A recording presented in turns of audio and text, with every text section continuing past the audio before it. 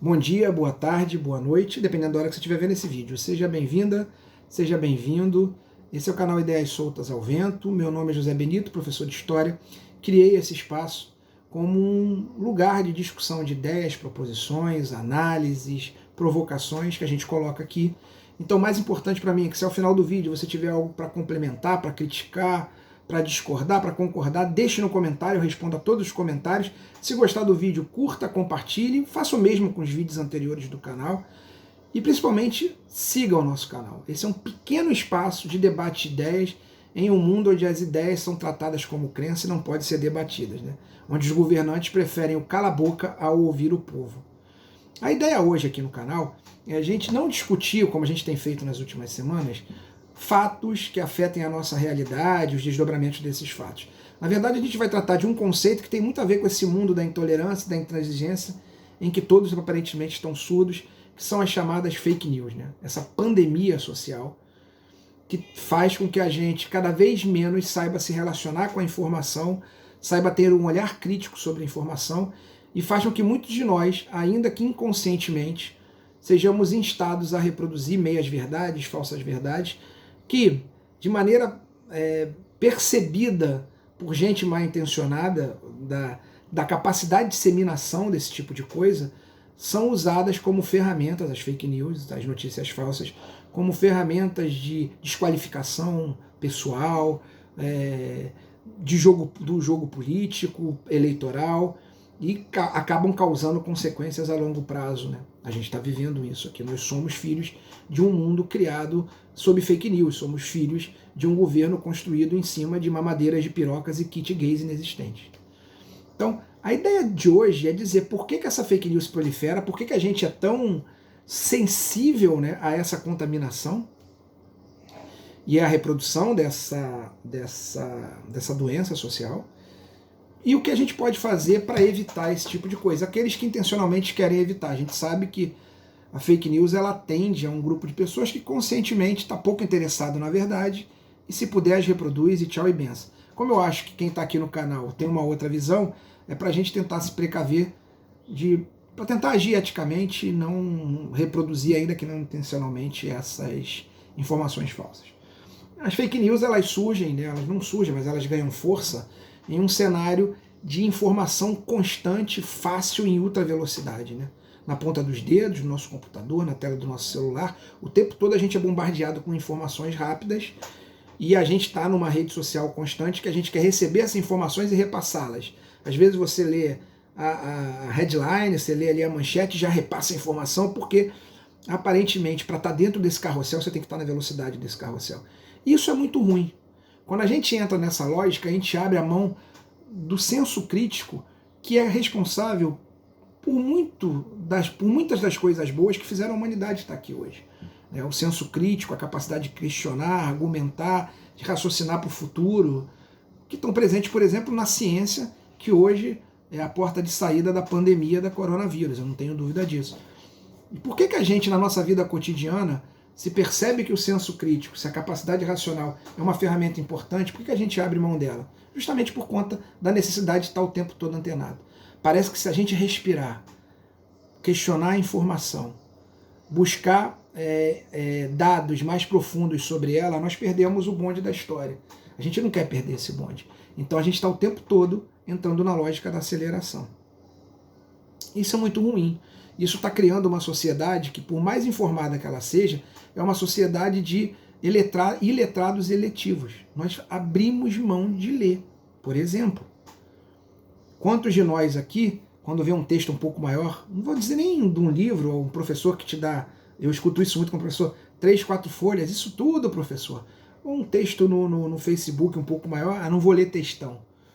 A gente não quer mais perder tempo, porque perder tempo na nossa cabeça é um pouco, ainda que conscientemente, sair da ciranda. A gente não quer ver um vídeo longo. Muita gente vai dizer, pô, Benito, você fez um vídeo aí com 10 minutos, eu não tenho tempo a perder. A gente quer ter a capacidade de síntese em poucos segundos ou em poucas palavras. O sonho do Twitter, eu consegui dar um recado em 180 caracteres. Bom, lamentavelmente isso não é possível se você de fato quiser se aprofundar sobre um assunto ou quiser conhecer um assunto mais seriamente. sair do carrossel, respirar e se aprofundar sobre um assunto requer primeiro questioná-lo. Aquilo que está noticiado ali é verdade? Depois ler a notícia. Se tivermos dúvida, procurar informações adicionais. Tentar responder as nossas questões. Ver de onde veio essa mensagem que a gente está girando, de onde é a fonte anterior. Então, essa é a primeira questão. Se a gente não parar, não respirar, não aplicar essas vacinas do senso crítico, a gente vai ser mero reprodutor de fake news. E se a gente tem consciência ética, se a gente não quer ser um disseminador de mentiras, isso vai causar na gente em algum momento, um determinado, ainda que por pouco tempo, porque o mundo é tudo rápido, uma determinada dor de consciência. É claro que tem muita gente que divulga fake news porque ela é sedutora. Como é que ela funciona? Eu pego uma informação, se ela me parece minimamente verdadeira, e pior, se ela afaga meu coração, se ela me parece lógica pelo aquilo que eu acredito, ou por aquilo que eu acho que é verdade, eu dissemino. Se ela dá razão ao que eu penso, eu dissemino. Tá vendo? Eu tô certo. Se ela cimenta um muro do debate de ideias, eu tô certo, porque a notícia diz que eu tô certo, eu divulgo. Se eu parar, questionar aquela notícia, mesmo que ela diga o que eu queira, e antes de divulgar, tá arriscado eu ver o que eu tô divulgando tá errado. Então a gente acaba tendo que se confrontar com aquilo que a gente acredita. Fake news, elas contaminam a gente muito, porque além da velocidade, que a gente está inserido nesse carrossel, ela tem essa questão. Ela dá conta, aquela que eu dissemino, daquilo que eu acredito. E a questão principal não é o que eu acredito ou o que eu não acredito, é o que é o verdadeiro, o que é falso. Qual é meu compromisso com a sociedade na medida em que eu dissemino uma informação? E tem uma outra questão, para além do que é verdadeiro e o que é falso. Será que aquilo que eu estou disseminando, por mais verdadeiro que seja, é ético, é correto? O que eu estou fazendo com aquela informação? Então, vamos falar aqui dessas vacinas, de algumas dicas que a gente faz. Ninguém está imune da fake news, não há vacina que te imunize. Eu também, como todo mundo, estou aqui fazendo esse pequeno receituário, mas não estou isento. A gente às vezes pega uma notícia, te parece tudo certo, até por mais cuidado que você tenha, mas a velocidade te cobra e você solta. Então, a ideia é tentar dar aqui uma vacina que minimamente nos imunize, ou maximamente nos imunize, se não de todo, mas na maioria dos casos. A primeira coisa que a gente tem que ver é a fonte da informação. De onde está vindo a informação? Nesse mundo virtual existem as mais diversas fontes de informação. Geralmente informações noticiosas, de notícia, eu costumo muito ver a fonte. Primeiro, as agências de notícia, todas elas têm um posicionamento político. À esquerda ou à direita, a maioria delas à direita, apesar de que hoje todo mundo está virando comunista pela lógica Minion, né? Mas não. A maioria das agências elas têm o ideário do grande capital porque pertencem a grandes instituições financeiras, grandes grupos econômicos. Mas independente disso, essas grandes empresas têm um cuidado com a notícia. A interpretação que elas dão à notícia é que às vezes ou o olhar que elas lançam sobre uma notícia, às vezes, por exemplo, um triplex sem documento comprovando a quem ele pertence, ganha muito mais luz do que um dinheiro nas Ilhas Caimã. Então, a luz que essas agências jogam, a maneira como elas tratam a notícia, ok, faz com que a gente tenha que ter um olhar crítico pelo que está dito. Mas a informação que está ali, se vier de uma grande agência, se está reproduzida em outras, a informação, o núcleo da informação deve estar correto. Eu, por exemplo, nessas épocas de coronavírus, eu vejo G1, vejo El País Brasil, BBC Brasil, que são fontes que têm um maior grau de isenção no noticiário, não tem isenção na análise, mas tem isenção no noticiário. Outra coisa, a data. A gente está vivendo uma época tão doida na fake news que as pessoas estão pegando notícias de 2, 3 anos e se a reportagem dá conta do que eu quero, eu reproduzo. Olha a data. Segundo, começar a questionar aquilo que está ali. O que está dizendo? Para você tentar separar o que é opinativo do que é informação. O que aquilo está dizendo? Peraí, tem lógica? Será que se eu estou vendo é verdadeiro? Essa foto é verdadeira? Não está estranho? Não está posado? Não está... Esse dado aqui está batendo? Tá... Então, cotejar, questionar a informação, olhar se ela está presente em múltiplas fontes confiáveis e depois de questionar se está presente em múltiplas fontes confiáveis, você fazer a sua leitura dessa informação. Ela é legítima? Se ela contradiz o que eu falo, eu não vou divulgar. Por quê? Porque eu não me proponho ao debate com aquilo que trazendo verdade, trazendo dado, contradiz o que eu penso. Por que não reformular a minha mente? Um processo que é extremamente interessante, né? Se repensar o tempo todo. Então a gente pode usar e deve usar essas ferramentas.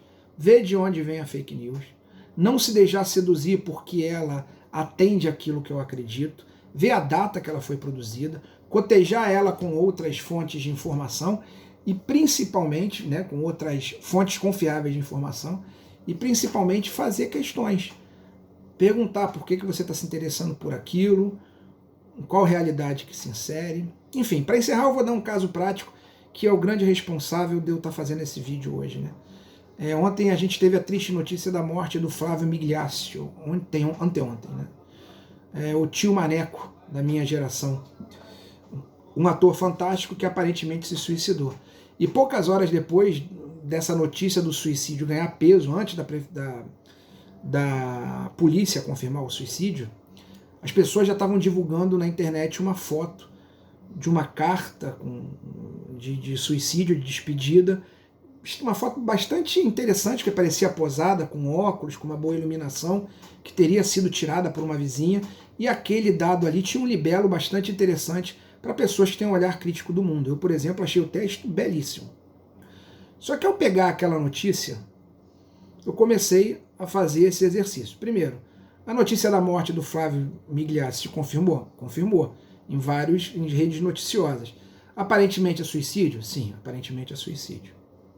Beleza, então essa informação. Agora, qual o objetivo de divulgar a carta? Por mais que a carta me seja interessante, porque diz muito do que eu penso, da visão pessimista que eu posso ter do mundo, por que divulgar essa carta? De repente, eu fiz algumas questões para mim. Primeiro, a notícia do suicídio é verdadeira, mas será que a carta é verdadeira? Até agora ninguém comprovou aquela carta. Não é estranha a maneira como aquela carta está bem iluminada? A foto bem tirada, numa composição quase de um quadro? Como uma vizinha entra, com que autorização, numa cena de um crime para bater uma foto? E pior, que eu acho que a gente nunca pode ter na análise, perder esse foco na análise de uma notícia. Qual será o respeito que eu estou dando à família de alguém que acabou de falecer divulgar um documento tão íntimo? Legalmente, inclusive, a família é responsável pela imagem dos seus entes queridos que já partiram. Qualquer família nossa.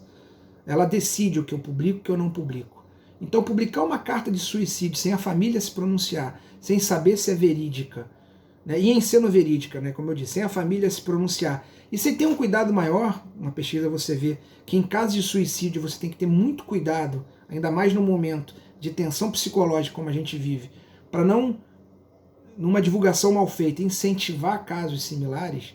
Para que eu vou fazer essa divulgação? Porque atende meu coração?